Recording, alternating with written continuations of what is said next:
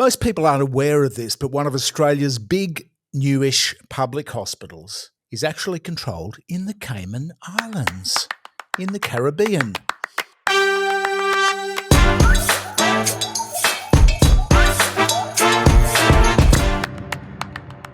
This was a privatisation.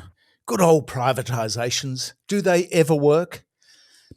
Now, this is my local hospital, the Northern Beaches Hospital, and I've been quite a frequent visitor with assorted injuries over the past few years. Been there a few times. Will probably die there. Let's hope they have enough body bags because they didn't when they started out.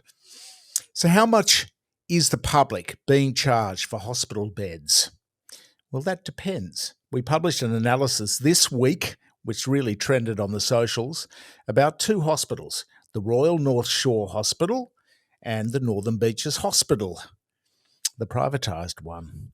The Royal North Shore is a public hospital, and Northern Beaches Hospital was privatised through a takeover from a foreign financial engineering group called Brookfield. Well, here are the numbers. Before they spent $1.2 billion of state taxpayers' money building this hospital and selling it to the Cayman Islands mob for $1 on a long-term lease, they closed the other two hospitals on the Northern Beaches Peninsula, the Manly Hospital, my local, and the Mona Vale Hospital further north. Well, guess what? There's some joining of the dots to be done here, and transparency is not the strongest suit for the government when it comes to privatisation deals. The information on cost of beds is murky at best, but it seems that the Cayman's crew is charging the government almost 3 times as much for a hospital bed as is the Royal North Shore Hospital. Now, the RNS, the Royal North Shore Hospital, the public hospital, has about 700 beds and costs the taxpayer about $700 million a year to run. That's $1 million per year per public hospital bed. Yet, at the Northern Beaches Hospital, the Cayman's Hospital, the operator is being paid $2.8 million per year per public bed. That's almost $700 million per year to deliver services for only 250 public beds compared to the 700 at Royal North Shore. There's not much transparency, as we said, so there's some joining the dots to be done here.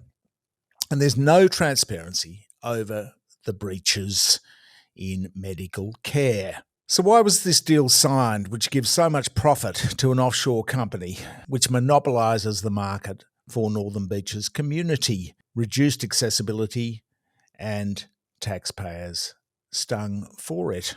Well, somebody obviously had a brain fade. It was the former government in New South Wales, that's how, and the FIRB, the Foreign Investment Review Board, under the former government in Canberra, let the deal pass through. It was approved by FIRB. Now, this is the analysis of Andrew Gill, a local lawyer whose son, Josh Gill, died in tragic circumstances in the wake of a visit to the hospital in 2021. Gill sued the hospital operator and settled confidentially and has since campaigned to have the hospital put back in public hands. Now, we put questions to the local health authority, but when it comes to disclosure, they make the KGB look loose-lipped. The central point here is that surely monopoly essential health services, hospitals, should not be privatised. There's a conflict between profit and care, and that conflict is too great. And in this case, it seems the public's being overcharged anyway. So as for the efficiency argument, privatisation. Just look at your power bills. They used to go up 3% a year, or CPI. What about the health outcomes? Well, secrecy surrounds health breaches under the contract with Brookfield, the operator, the Cayman's mob.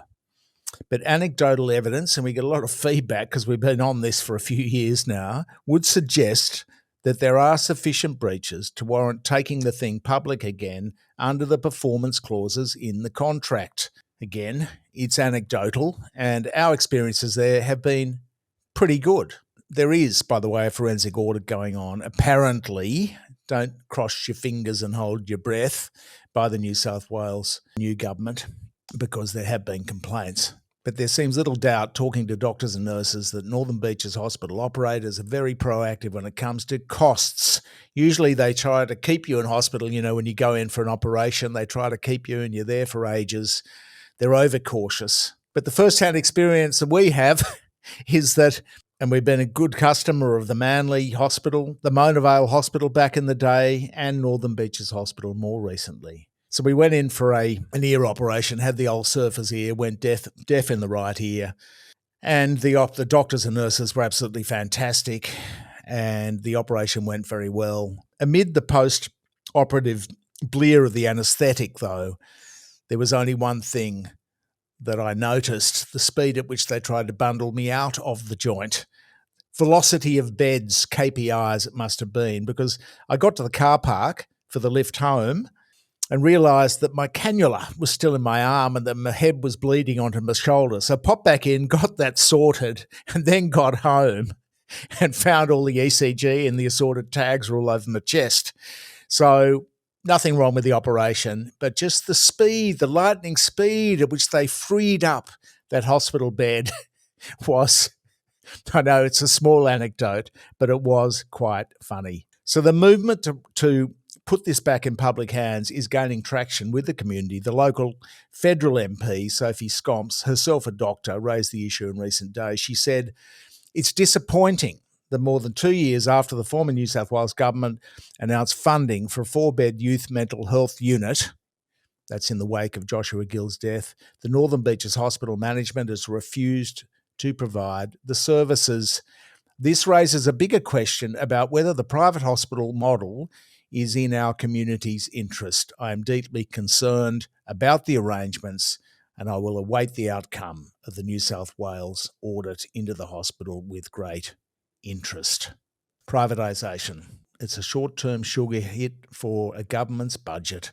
Get a few $1 billion in, and then the public pays for it further down the track. Message to governments is stop selling essential public assets, particularly monopolies, to cuff-linked pirates of the Caribbean. Thanks for your support. Like, share, comment below. Throw us a few bucks on Patreon if you can afford it.